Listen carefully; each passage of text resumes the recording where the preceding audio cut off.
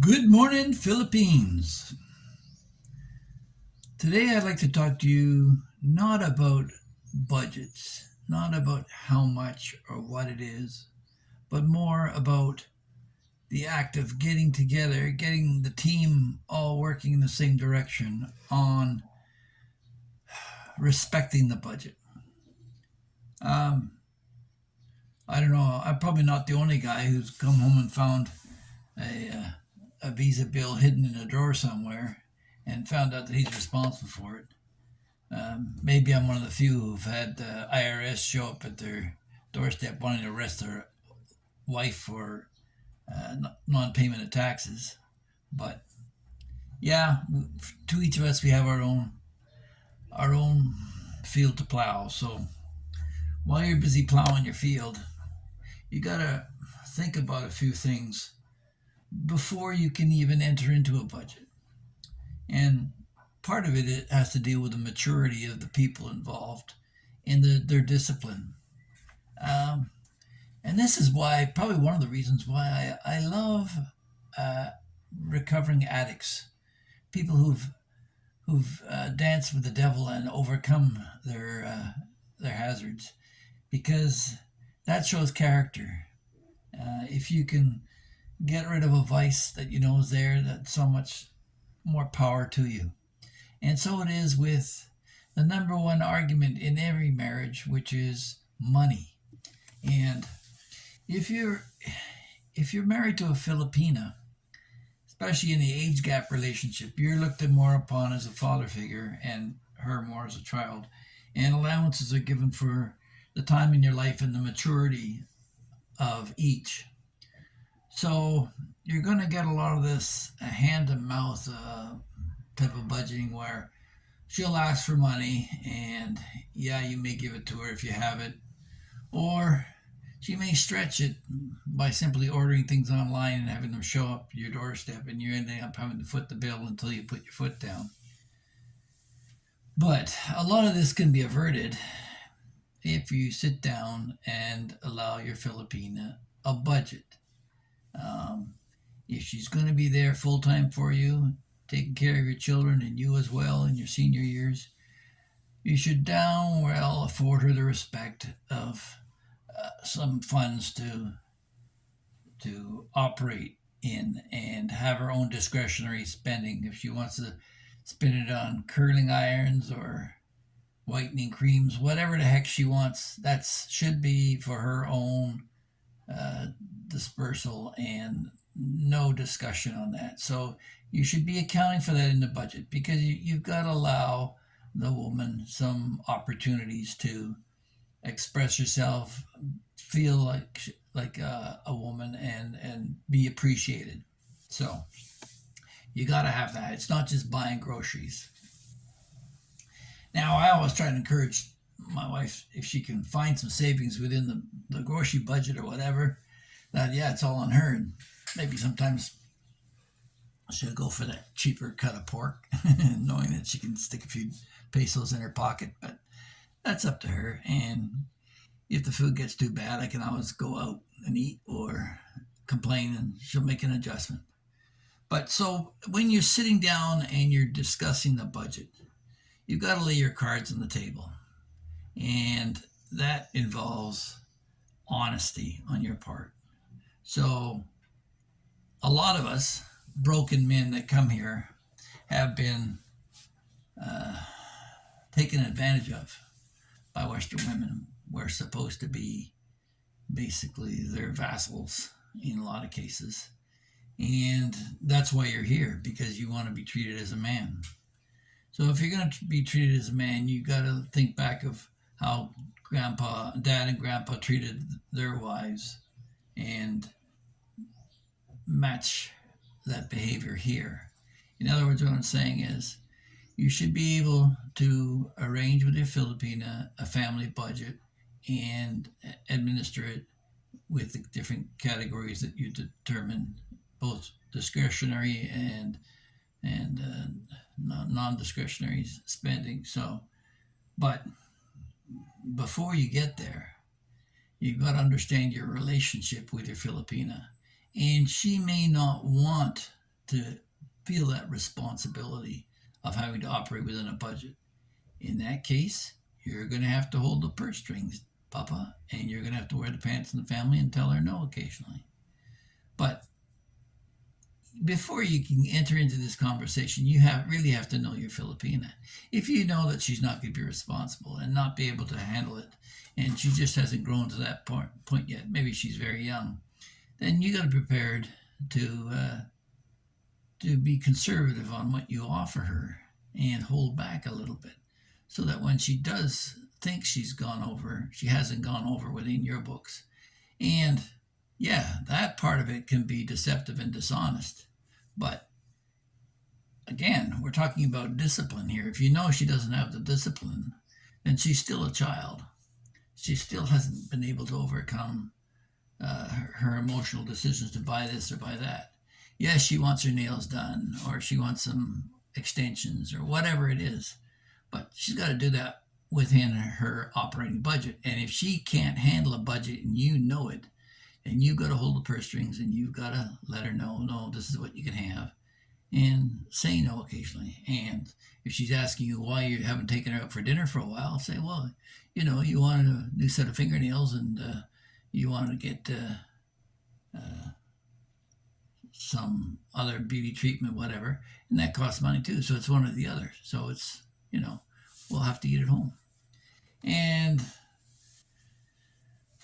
the other thing too is that there's the initial, I would call it the euphoric wave when a Filipina marries a man, an older man of means. Suddenly she feels, I'm talking, there are some will feel that they're entitled at that point.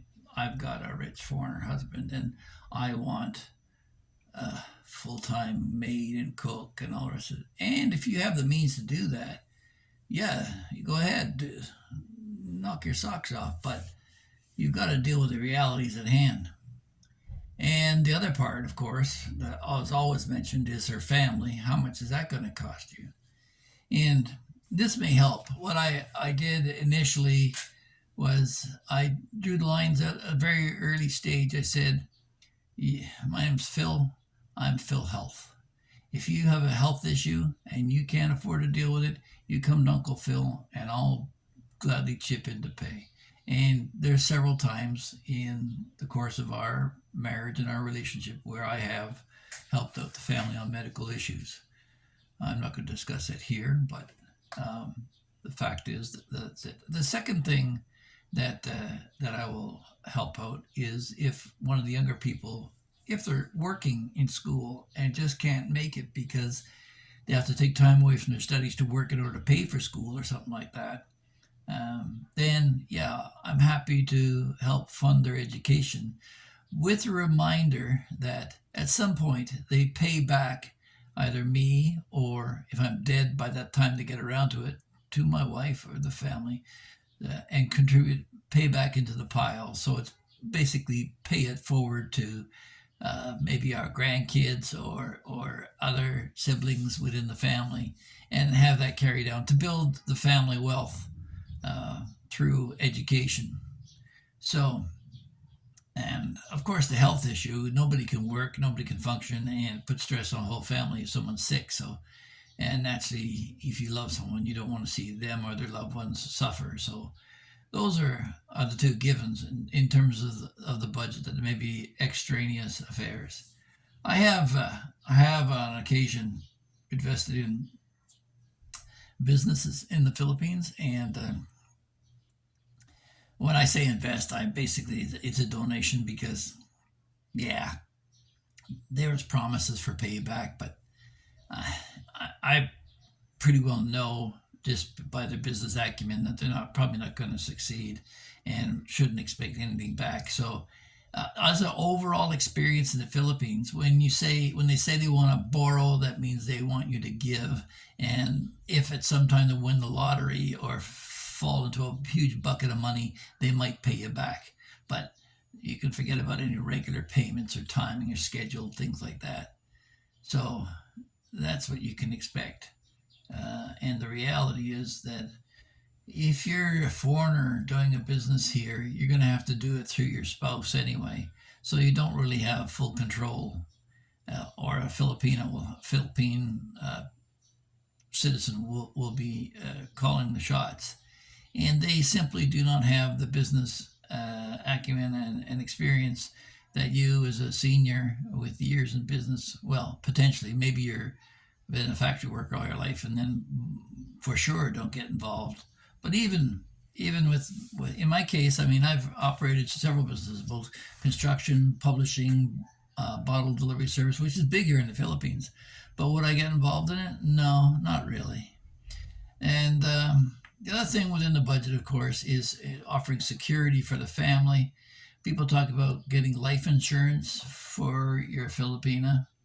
I don't buy that. I think what's more important, I would rather buy her a property or two, or what you can afford, and something that she can either farm or live in or rent out. That when you're dead and gone, she has to sell, at least she has some security there. And you know that over time, it's only going to appreciate, certainly here in the Philippines, as the rising middle class is starting to drive prices up. I mean, the townhouse that we bought here originally for, I think it was 3.7 million. It's worth closer to six now. So, she's close to doubling her money in the course of 7 years. And yeah, if I were to pop off tomorrow, she could sell the place and have enough to raise the kids and put them through university for the next 10, 15 years. So that's not a worry. That's if you pay cash, of course. You're gonna have to pay cash for it. I wouldn't rely on borrowing money from anyone here in the Philippines. And yeah, your terms would be kind of difficult. So, in discussing the budget, it's critical in order to have parity in the discussion that she be on the same mentally developed and maturity and discipline as you are. And if that isn't there, then you're not equal partners, and someone has to take the leadership role. And you, as the older foreigner with probably much more experience than your Filipino, have to assume that role, whether you like it or not. Now, we have arguments relative to where the money's spent. Of course, we do, but usually it's me arguing to send the kids to better schools as a herd saying that this is good enough. And no, when my kids are involved, I want the best for them, of course. So that's one of the challenges, and it's a national trait. I mean, they'll cut the ends off toothpaste tubes to get the last piece of toothpaste. They're going to squeeze everything they can out of everything that they own. So you can pretty well guarantee that she's going to try and cut corners and go cheap on maybe some of the things that are important, like health and education, that kind of thing. So you have to be a watchdog for that as well, too.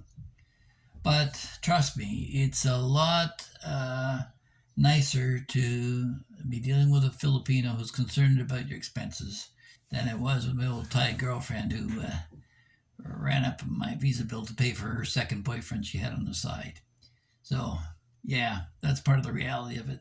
Um, I get initially when I met my wife, and I would send her an allowance because I was still finishing off some odd jobs overseas. She would write down every detail of every expenditure to make sure that I knew exactly what she was spending. And that was a big green light for me because obviously she's conscious about the money she spends. So, yeah, you should be so lucky to have a wife as good as mine. It took me three tries to do it, but I think I finally got it right. But are we a parity when it comes to discussing the family budget? Absolutely not. I take charge of it. I give her an allowance to deal with it. Um, Give her her own car. I make sure everything is in her name, so there's no dispute. She keeps arguing, "Oh, it's your name in your name too," but no, uh, it's all for her and the kids because I'm going to kick the bucket probably the next 10 years, if not sooner, depending on how many other bloggers I take off. Um, but yeah, you've got to be able to discuss the budget, uh, no matter what number you come up with. It's your number, and I'm not going to pretend to tell you what you can or cannot spend. Um, In the previous video, I ran over the costs for senior healthcare facilities with an example of one, which was 95,000 pesos, which is about 2,000, less than $2,000 American. Which, if you decide to come here and not get married and not have children to take care of and not deal with the responsibilities of running a home, they have all that here for under 2,000 bucks a month, full-time health care here for seniors. So that gives you an idea of some of the expenses.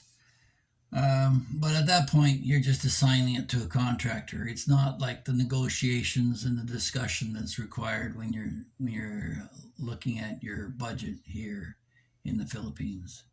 So I think we've covered it all. We've covered alternates to life insurance. We've covered her discretionary expenses,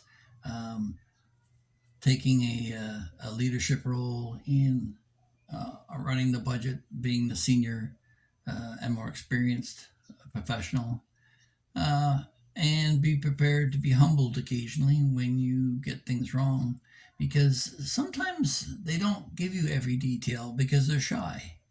They need some money from something, but they don't quite tell you what it is, or they may alter parts of the story because they know it's for a family member that maybe you don't necessarily like. So, yeah, you've got to offer some flexibility and some humbleness in dealing with that.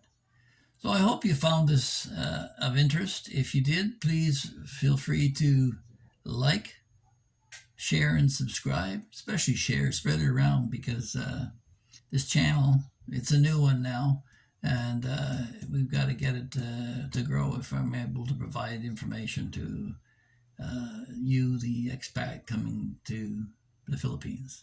Take care and have a great day.